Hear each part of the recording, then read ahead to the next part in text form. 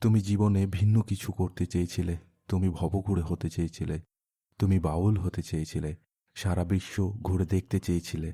জীবনটাকে অন্যভাবে কাটাতে চেয়েছিলে।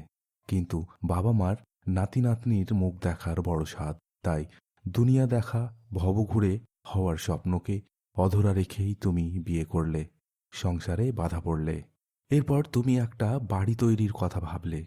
ঠিক বাড়ি নয়, স্বপ্ন নীড়, খোলা মাঠে বা কোনো দিঘির পাড়ে স্বপ্নের একটা বাড়ি, যেখানে বারান্দায় বসে সূর্যোদয় সূর্যাস্ত দেখা যাবে।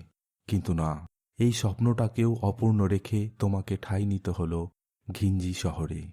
গ্রামে ভালো স্কুল নেই, মাস্টার নেই, সন্তানের ভবিষ্যতের থেকে তোমার শখ বড় হতে পারে না। এভাবেই বারবার তুমি চাও এক জিনিস, কিন্তু শেষ পর্যন্ত তোমাকে সন্তুষ্ট হতে হয় অন্য কিছুতে।